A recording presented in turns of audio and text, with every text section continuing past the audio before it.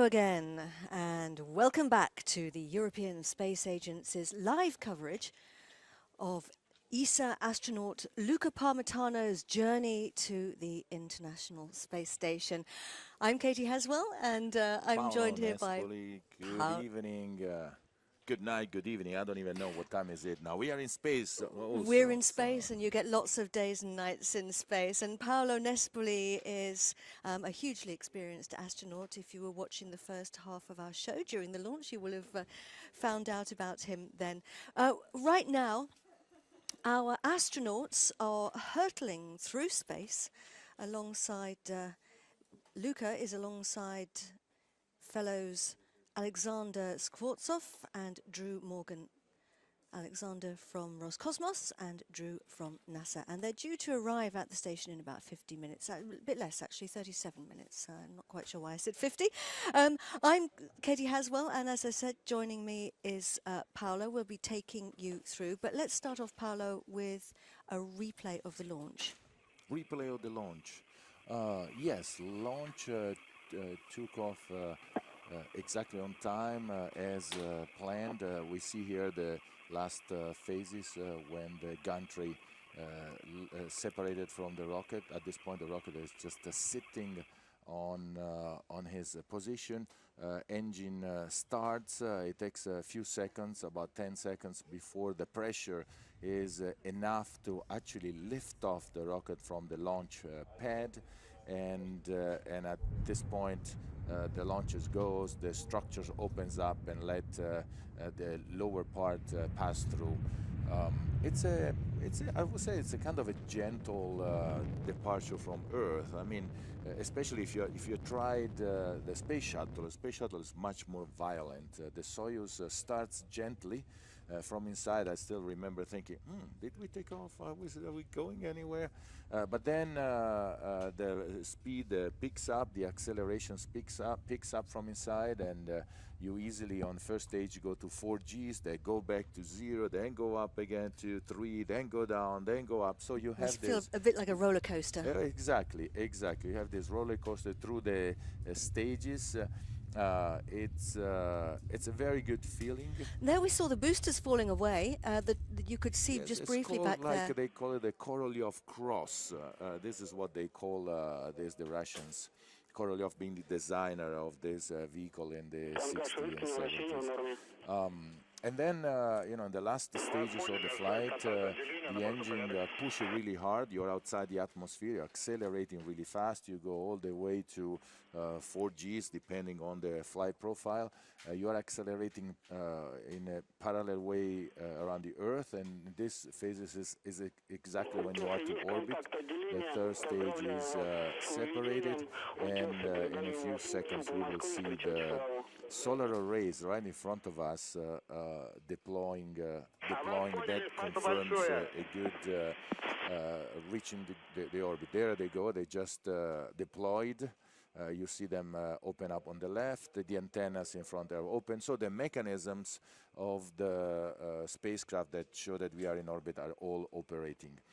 At this point, you will float inside the spacecraft. I was about to say, because at that point, the astronauts are very much on orbit, aren't they? You are in space at that time. Obviously, they did not get much to rest. I did my first flight. We had a 48 hours docking profile. So at this point, we just kind of went to sleep and let the spacecraft floating around Earth for a day or so. But they had a 6-hour rendezvous profile, which is a very fast profile. So things inside spacecraft are really going fast.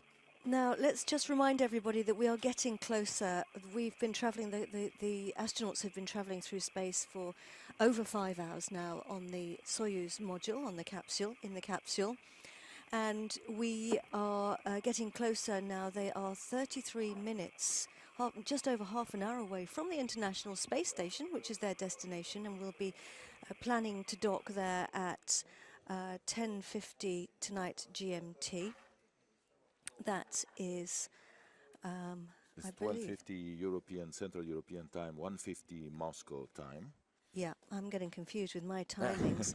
And then the hatch opening will be a couple of hours after Yes. that. We're looking here at the screens in the Mission Control Center. We're in Moscow.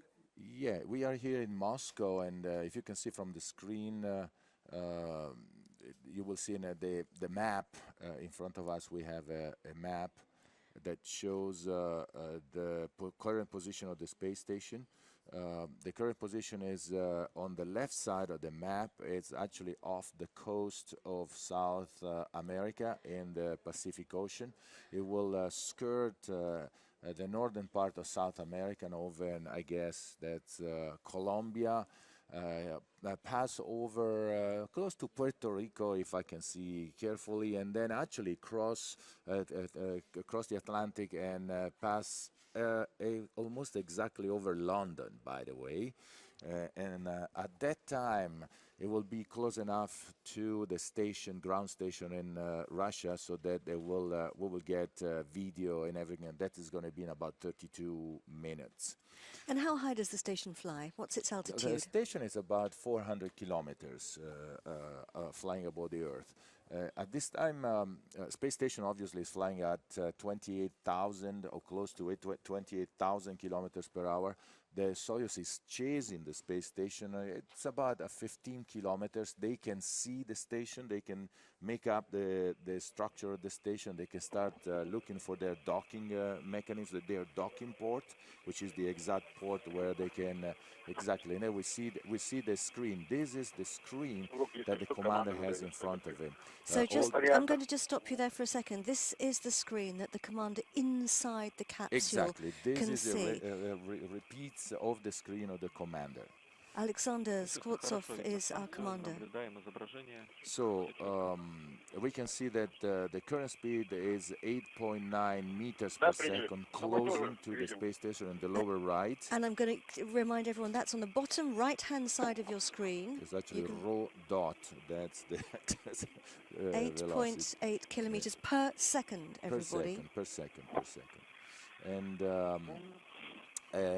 the distance is 7-point-something kilometers from the space station. And that's on the bottom left-hand side of the screen, just above the 8. Distance, and under the closing speed, minus 8.6 meters per second. It has to slow down. They will do another couple of burns with the engines to slow down that speed. That it has to go from 8.6 meters per second current speed to 7 centimeters per second. That's actually the docking station, plus or minus 3. It has to be precise, because if you go too fast, you actually break everything. If you don't go fast enough, you never catch up the station. So it's a critical speed. Can I just remind everybody who we've got on board? Alexander Skvortsov is the Soyuz commander. He's the Russian cosmonaut. He's the pilot, if you like. It's his third mission in space. Luca Parmitano. There we see a the picture of side. the trio in Baikonur during their last fit check. Alexander or Sasha Skvortsov is in the middle, is the Russian commander of the Soyuz spacecraft.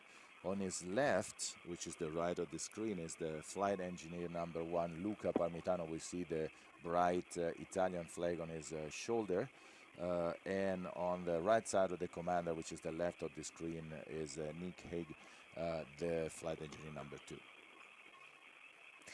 Now, I don't think I actually need to remind anybody, but I will remind everybody that today is the 50th anniversary of the Apollo 11 moon landings. As luck would have it, we are launching our astronauts on a very auspicious day. They landed on the moon on July the 20th, 1969. The Eagle capsule landed about 2 hours ago, actually, and right now Buzz Aldrin and Commander Neil Armstrong would have been still inside, preparing to step out onto the moon, while Michael Collins was above them, orbiting the moon in the command module. It really was a remarkable and awe-inspiring mission, and the world was gripped. Not only did they land and walk on the lunar surface, but they also managed to lift off again and return to Earth, and that's quite a challenge. So here's a film to remind us of those momentous events half a century ago today.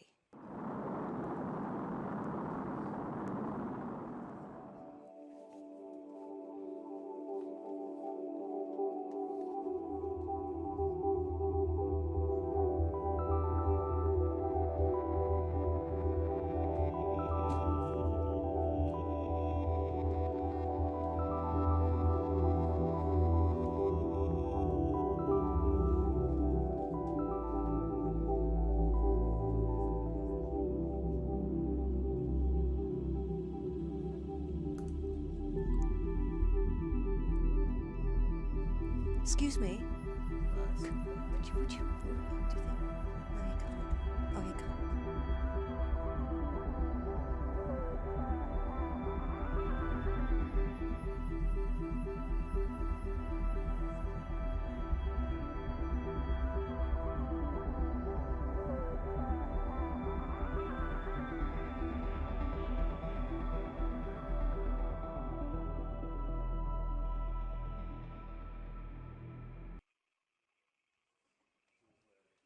It was really remarkable, wasn't it?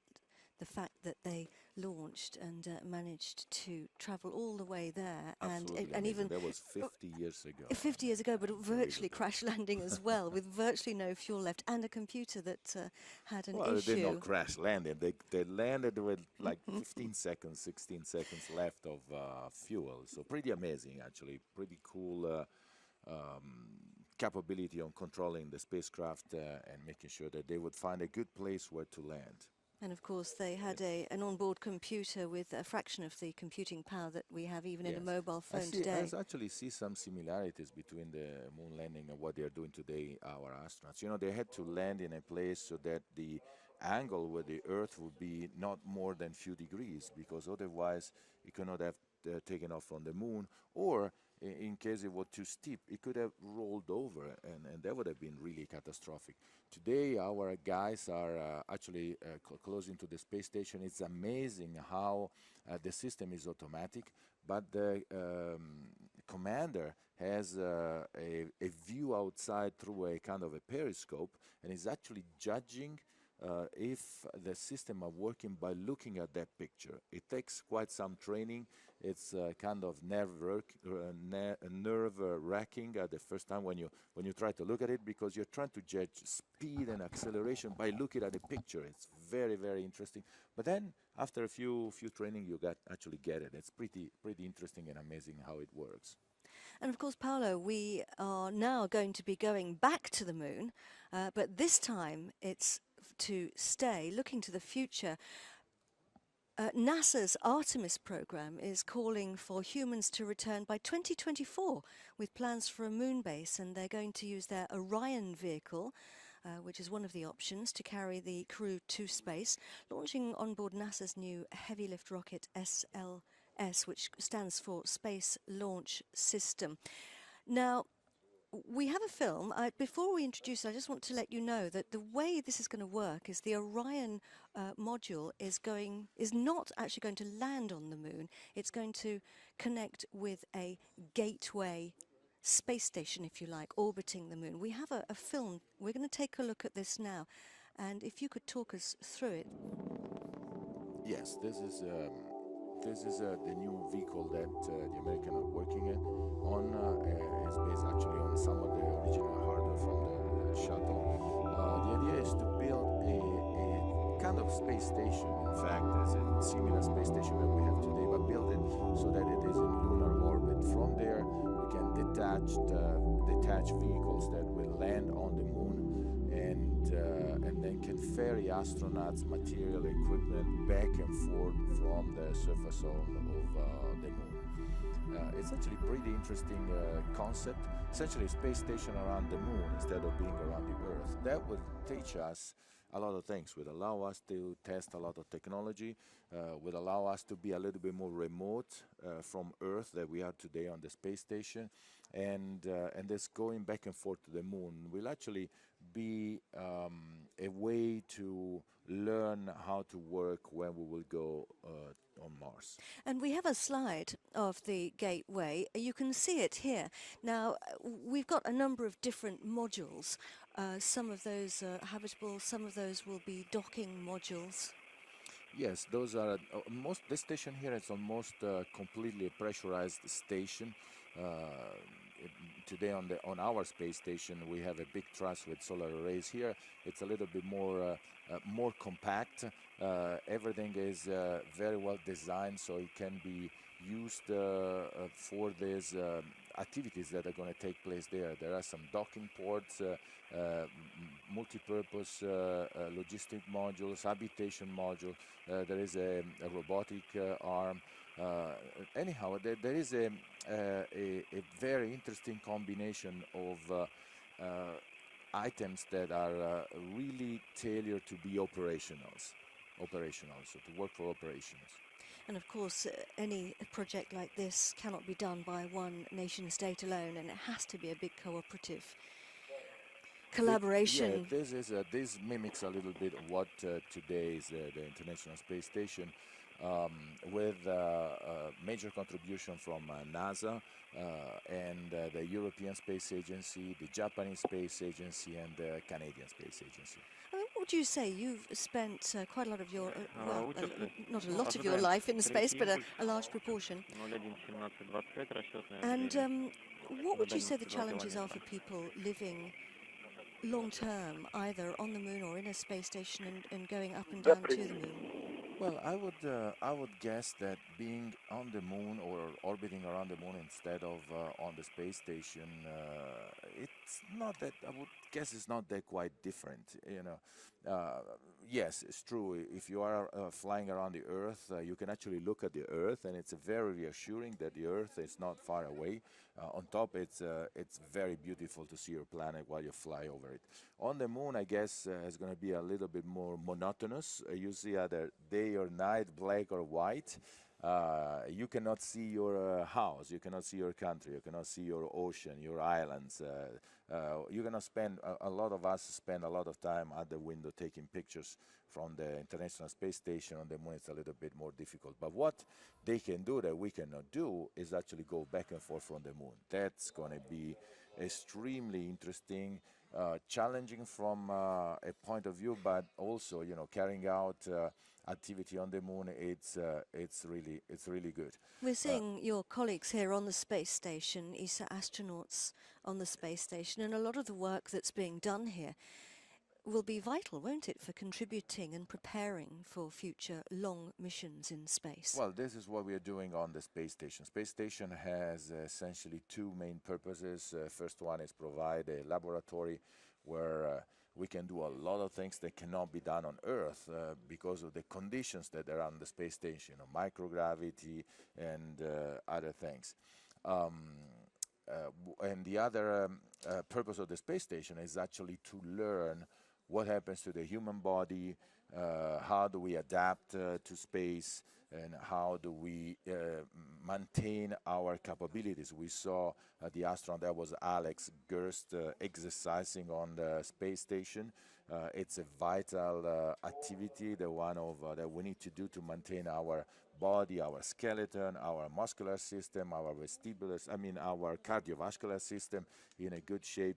In space, in microgravity, you actually tend to lose a lot of bone mass and muscle mass, and exercise, and it's extremely important so that you can come back to Earth and be a human quickly again. There are many experiments that have to do with the human body. These are kind of operations that we have done on the space station. This is a Cygnus spacecraft that has been released. The space station is refurbished or resupplied every month and a half with different vehicles. We do all sorts of experiments there. Growing plants is one of the things that we are doing. This is Samantha working with a centrifuge. We actually put little animals or plants inside the centrifuge, and we simulate that they are on Mars or on the moon, on the surface on the moon, and we actually see if they grow, if the roots grow in the right way. And at space station, at the end, you can do a lot of things. And what have you found? I'm sorry? What have you found?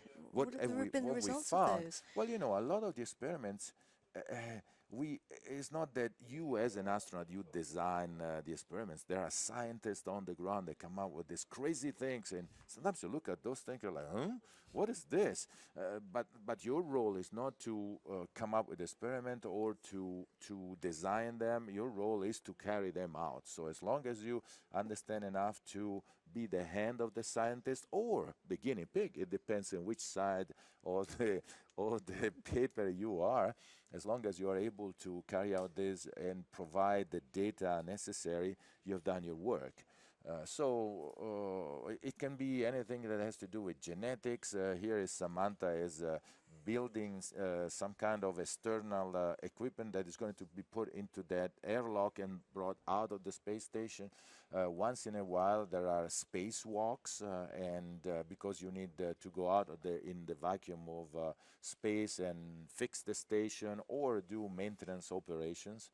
Spacewalks are kind of very interesting.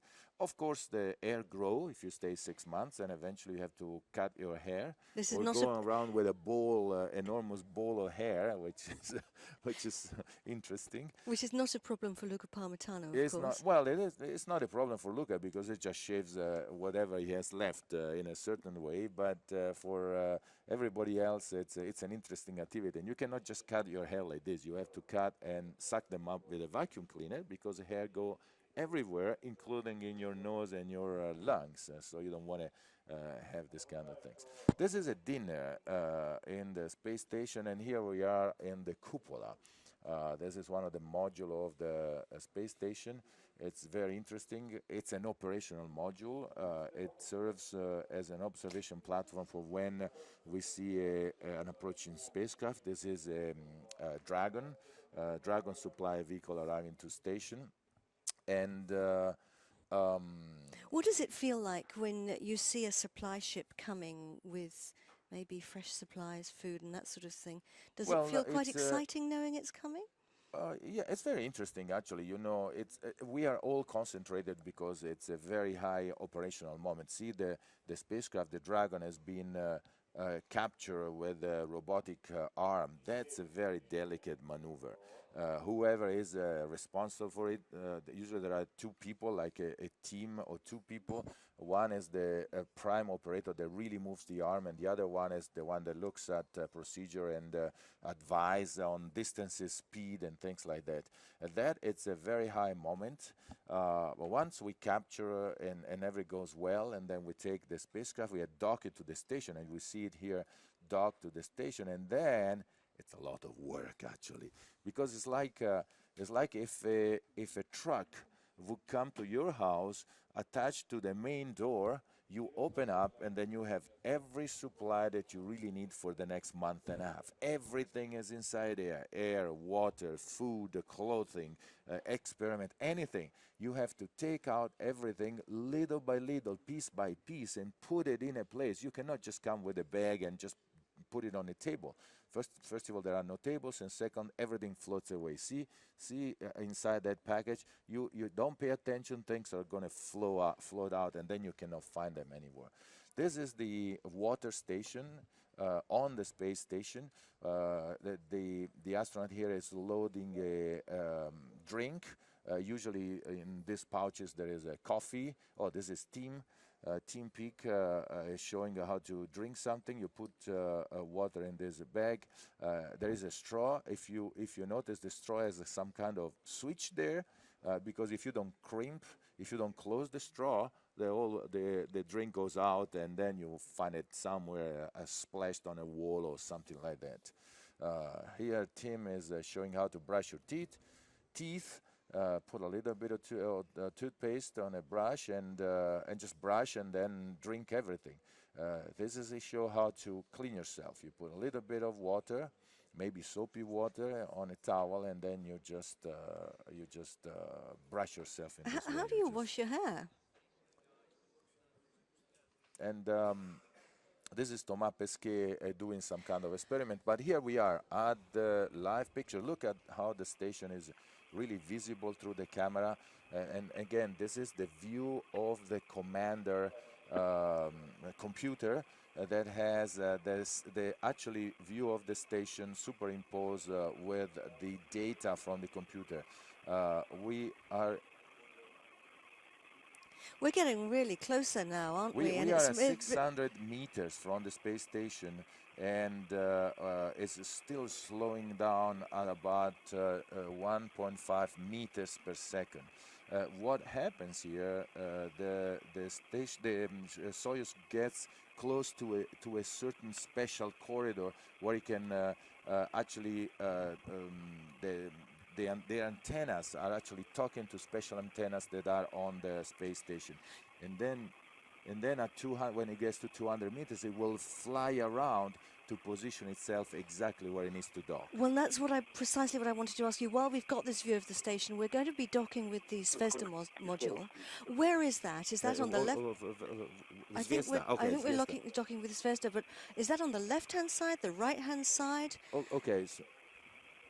Okay, I'm looking. And where do we have to fly to dock with that in our fly around? Because this is the fly around, isn't it? When it's yes, I'm looking at it, and as far as I can see, as far as I can see there, I'm trying to make out where the Zvezda module is. It should be the one in the back, if I'm not wrong. But now we are just following this corridor, which is guided through some antennas that there are on the space station. These are emitting some special frequencies, and some other antennas on the Soyuz are looking for this cone. And when it gets to 200 meters, you see on the right side of the screen there is a Russian word that says Zahvat. It will change that one to Prichalivanya. And that means I am actually inside the cone, ready to move towards the final corridor. And you will see that it will fly around the station.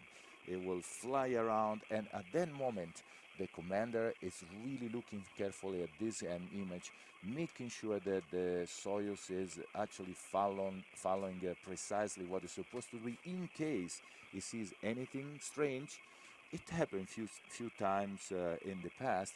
It will deactivate the automatic system and take manual control. So right now, as you say, we are flying automatically. And if you have to fly manually, I mean, I guess people go or train. Now, where are we on? Just talk us through on the left-hand side of the screen. Well, this is slightly different than what I'm used to, because every new Soyuz they add few things. I see the K1 at a certain point here on the left. It says channel 1 KVS K1.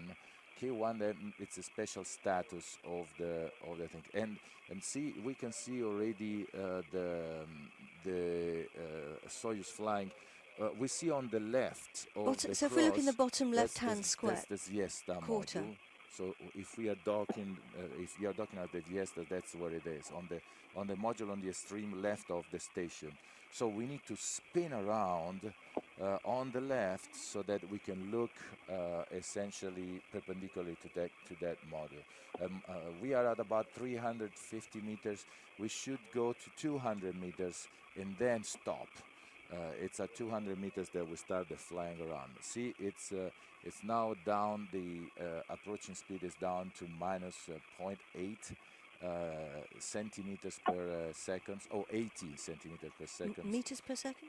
I'm sorry? Meters per second? Meters, no, yeah, 0.8 meters per second. You're right. It's 80 centimeters per second, 90 centimeters. So it's still approaching the station slowly, but it's approaching the station. These are very interesting moments. There are certain parameters that are actually watched by mission control and by the astronauts. All the parameters on the right, when you say omega X, omega Y, delta, omega Z, those are all technical data that are actually indicating the angular velocity of the spacecraft, and it needs to be precise into certain parameters to make sure that the system is actually working. So it's 70, we are at 292 meters, and it's 75 centimeters per second. We are still approaching close, 280 meters. So these are the last phases of the approach. We are still on the approach. What do you think's going through their minds right now? Oh, they are actually looking at these parameters, making sure that that everything is good. I mean, it's very interesting. From one side, I think you hope that everything goes fine. From the other side, you think, hey, you know what, I'm ready. If something goes wrong here, I can show you. I've done this 200 times in simulation. When you do the qualification for manually flying the station, you can get some pretty vicious training scenario. I mean, I still remember when I did this, they were throwing the station in a kind of a spin mode. So you had not only to approach the station, but actually spin around the station with it. And the first time that I would try that, it would be very, very, very difficult. And, I would fly around like a drunk. The station would go back and forth, up and down, close and then I would say, I can never do this. See, it's already spinning around, and we start seeing the cone. Yeah, so the cone you're pointing there at the bottom left-hand quarter of the screen. Bottom left, where it says 230 meters. Over the tree, on the back of the tree, that is the Zvezda cone where we are supposed to dock, if I understand correctly. And so we are spinning around with the Soyuz in order to actually look straight down that cone. And we have to bring ourselves around so that the front, if you like, of the module, exactly, the nose of the module connects basically with and that's, by the way, that's exactly the back of the space station. Actually, the space station is now flying in space at 28,000 kilometers per hour in the other direction. And we are in the back flying with it, closing at about 25 centimeters per second. And it will go down to about 7 centimeters per second. See, the distance stopped at 224 meters. It's not closing anymore because now it's turning. So all the engines are pushing so that you go on the side, on the left side, so that the station, so that you can point exactly straight down the corridor to approach this. If you see that cone on the left side, you see a kind of a what should we call this? Well, just above you can see the numbers 0 to 7. Yeah, there's kind of a just stick. below It looks that. like a stick with something. That's an antenna, and the Soyuz antenna and that antenna had to look at each other so that they can exchange data. And later on, you will see now that cone is relatively far away from the center of the cross. But when the turn will be finished, you will see that the system will actually put the cross right in the middle of that center. At this point, it's using an antenna as a reference, an antenna that is at the end of the solar array. That's why. So near to the cross, if you see the solar array of the Zvezda module. There is actually an antenna that is used by the system as a reference point. But when it will be turned almost completely, then it will change, and that antenna on that stick will start working, and you will see that everything will be centered. If everything works, but so far so good. We are going exactly right. Distance 208 meters. You should not go below 150. Stay on the 200 range, and it's perfectly at 200 meters. And look, it's 6 centimeters per second. That's exactly in the range where it should be for the docking.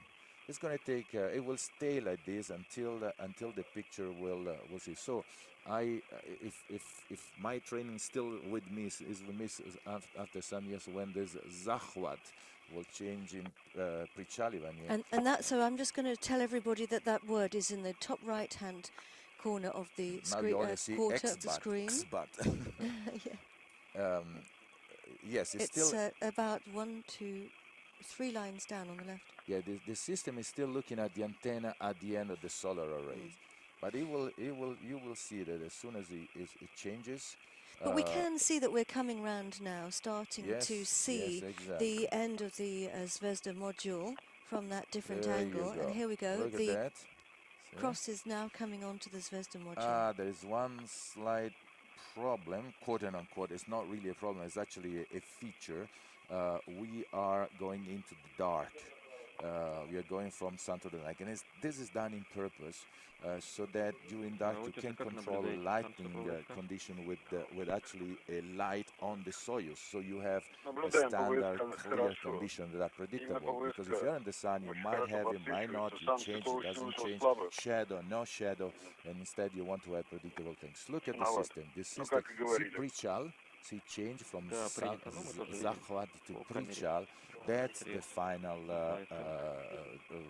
position where the the antenna, the docking antenna, talking with the docking mechanism, and actually spinning around the Soyuz. The Soyuz is spinning around. It looks like the station is moving, but we are the Soyuz now, and we are spinning around to align and making sure that the docking mechanisms are actually at the right angle, because they can only dock at certain specific angle, because it's not just the Soyuz going in.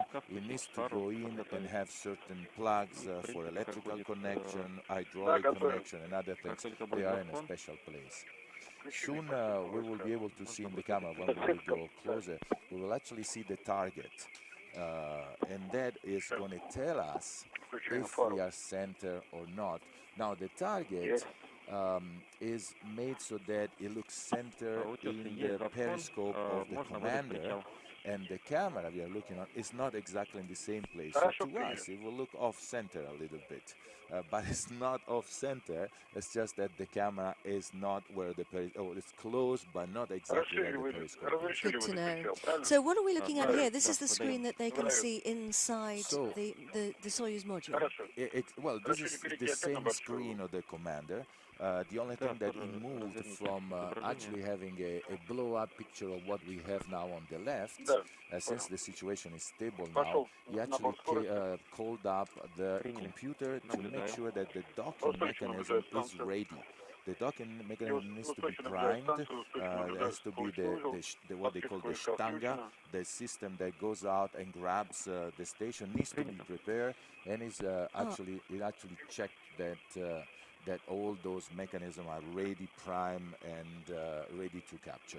Now we have a camera here on the space station. Is that correct? The antenna, the little cone at the end of that stick, that is the antenna that is transmitting data to the space station, to the Soyuz for docking. And we can see the Soyuz approaching, so we have a different camera angle now. This is from the space station. It's a view from the space station. And can the astronauts see this through the window? No. They cannot see it because they are in the center module. The hatch between the center module and the front module is closed, the orbital module. And actually this is done in purpose, so that if there is a crash and something happens, the top part will actually crash like a car and prevent the module where they're sitting in to be perforated or to be destroyed. In case there are some procedure, in case everything goes weird, the commander can take control, stop the approaching, and can actually send the flight engineer up, because there is a window up there, and the flight engineer has a laser, has a system that can be used to actually measure both the distance to the space station and the approaching velocity. So let's see, we are Richal. This is 100 meters, so we continue with the docking. We are now at 54, approaching at 54 centimeters per second. See, when you see, once in a while you say DPO flashing on top, it means the engine is burning. DPO there are more small engines that are actually pushing, braking, pushing, braking, pushing, braking, and making sure that things are aligned perfectly. It's a super view, isn't it? I mean, it's quite awe-inspiring to be seeing this, to see the Soyuz arriving, looking like a shining white light almost coming in, but of course that's because the sun is still there. It's still there, the sun. We are actually over London right now, by the way. We are over UK, just crossing the channel over France. We will, yes, there we are. You know, too bad it's dark in London. Actually, you know what? If somebody in London would pick up and look, they will actually see the space station, and they might even make out the Soyuz. Well, now it's very close, but depending on clear skies. Yes, you can actually see the two vehicles. All right, so let's see. They should turn on the light. It could be that they already turned it on, and that's when we saw the screen before. It probably activated the lights there. This is the screen of the commander, but Luca on the left side has another similar screen, and he can actually command the station. Most likely what happens at this stage is Luca that is making sure that it gives the commands of activating the docking mechanism, turn on the lights. It's called Fara in Russian, and I can't say Fara instead. I have to search for the name in English. So we are getting fairly close. We are at, let's see, I can read the number. Docking is in about 10 well, I'm trying to read the number, time. the distance from the screen, and the speed is about 1920 centimeters per second. Yeah, we are about 50 meters. So there are a couple of points where the system stops, like this one stops at 50 meters. That's one of the checkpoints. The number at the bottom of the screen 48.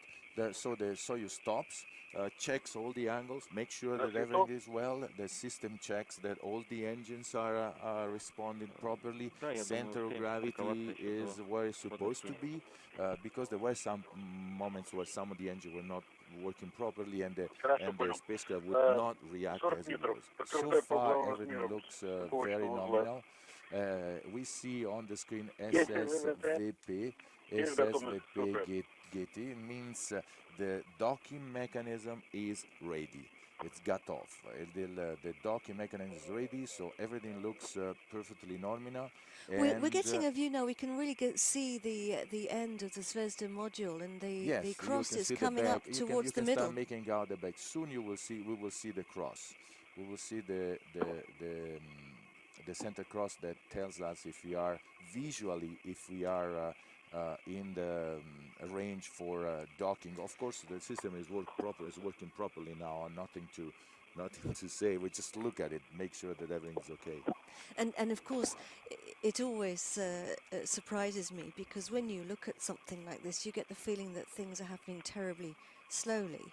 And of course, everything is very precise and very carefully planned.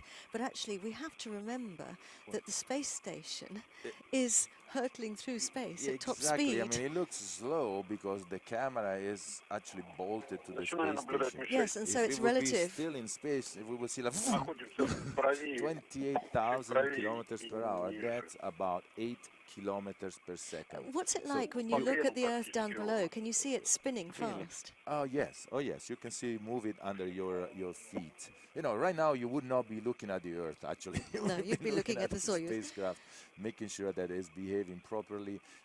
Inside the spacecraft, the commander is actually looking, making sure that Veka de DPO, it means it's braking, the system is braking, which is what it's supposed to be.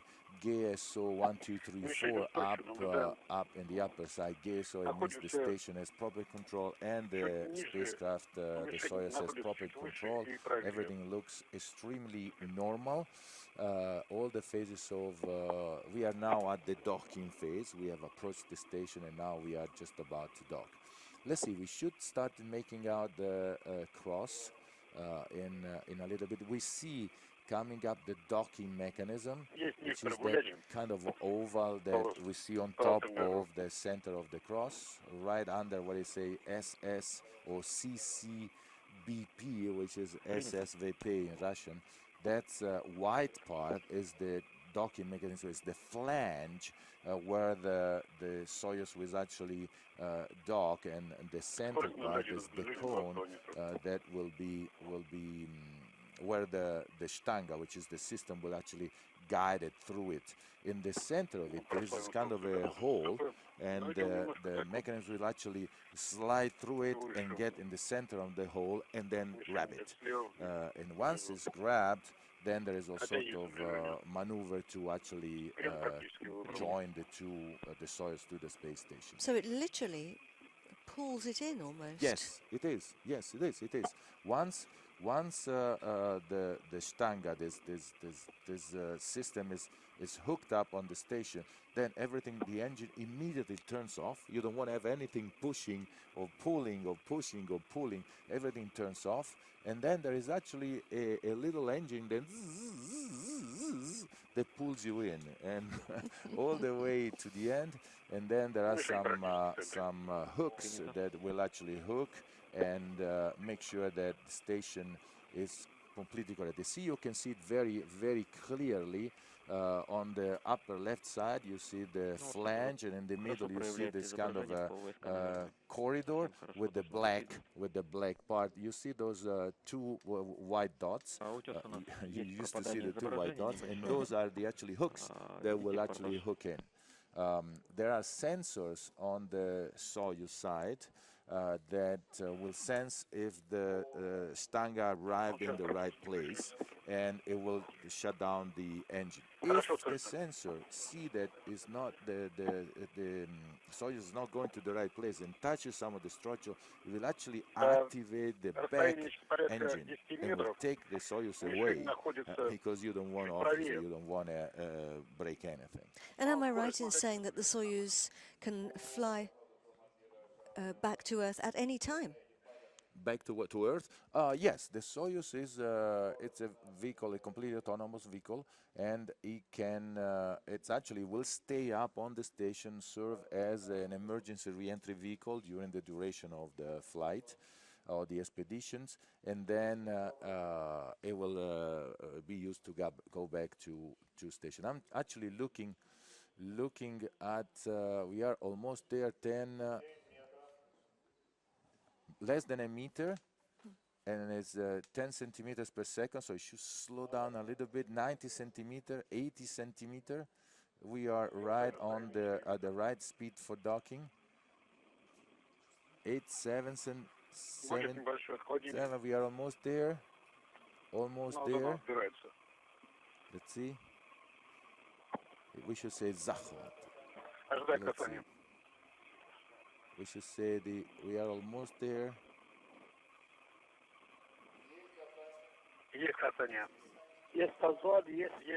Mechanic is Zachvat. There we go. There we go. We actually docked. Have we docked? We've docked, We yeah? docked. We docked. Fantastic. We docked. We are docked. We are docked at this point. So the mechanism Zachvat, that means there is a mechanical link between the space station is confirmed, which means that the engine has been shut down, everything is stopped. And have we been pulled in? No. It's going to take a good half an hour, 40 minutes. It's a very long and movement. The Stanga, it's about, I would say, 60, 70 centimeters long. The engine is not that big. I mean, the electrical motors, when I said it's exactly like that. You can hear it from inside, can you? Well, yeah, because now what the astronauts are doing here, they are probably cheering. What they will be doing, they will start unstrapping their seats because they are back all in their seat with the suits. They start unstrapping while the mechanism automatically drives in the station, the docks to the station. There we go. That's the commander view. They start unstrapping, open the hatch. And then one by one they will go up on the orbital module and take off their suits and put on regular clothes.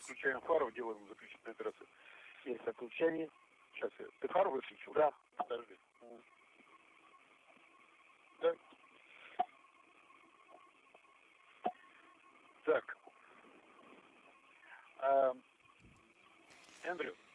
So, we are docked. Alexander Skvortsov, Luca Parmitano and Andrew Morgan inside the capsule. And Alexy Ovchinin, Christina, cook and flight engineer Hague are inside the space station waiting for them to come in. It's going to take, a couple of hours now before they can actually open the hatch and effectively float they have to do an hour and a all half. sort of checks. First of all, we need to have the two spacecraft actually close to each other and hooks attached. That will take already some time. Then they have, there is a kind of a tedious, precise maneuver to evacuate some of the parts of the station, or actually of the docking mechanism, to making sure that the pressures are actually equalized and then there is no leak. and then finally they will start equalizing the pressure between the space station and the Soyuz spacecraft, and finally they can go up. I'm looking here at the hatch opening. Hatch opening is foreseen between 250, around 250 Moscow time, which is 150 European time, at 0050 GMT or something like that. Okay, so what we're going to do now is come off air again, and we'll be coming back to you at that point for the hatch opening. But before we do, Paolo, maybe you could say a few words in Italian. In Italian, yes. Per coloro che ci stanno vedendo in Italia, buonasera dal centro di controllo di Mosca, è un piacere essere qui con Katie, and abbiamo appena assistito in diretta qui dal centro di controllo alle ultime fasi del rendezvous e docking della navicella spaziale Soyuz con la Stazione Spaziale Internazionale. Equipaggio è Alexander Skvortsov, comandante russo della Soyuz, Luca Parmitano, ingegnere di bordo numero 1, e Drew Morgan. Le operazioni sono andate come previsto, c'è stato un perfetto lancio, un perfetto inserimento in orbita, l'approccio verso la Stazione Spaziale Internazionale e le fasi finali di aggancio sulla stazione. Quello che sta succedendo in questo momento è che i sistemi della stazione della Soyuz si stanno avvicinando, siamo già a buona parte di questo meccanismo, ci vorranno ancora 7-8 minuti prima che siano complete, l'avvicinamento sia completo. Ci saranno dei ganci che uniranno i due veicoli spaziali e poi si comincerà con delle attività di controllo, di tenuta stagna tra i veicoli. Quando questo sarà completato, gli astronauti potranno passare all'interno della Stazione Spaziale Internazionale. Nel frattempo che questo succede, si stanno cambiando, stanno togliendo la tuta di volo che oramai non serve più e si stanno mettendo con i vestiti normali di lavoro. D'ora in avanti sono sulla stazione, si devono ambientare e cominciare a lavorare. Thanks very much indeed, Paolo, and we'll be back again later. You can find out the times when we'll be back on the ESA website.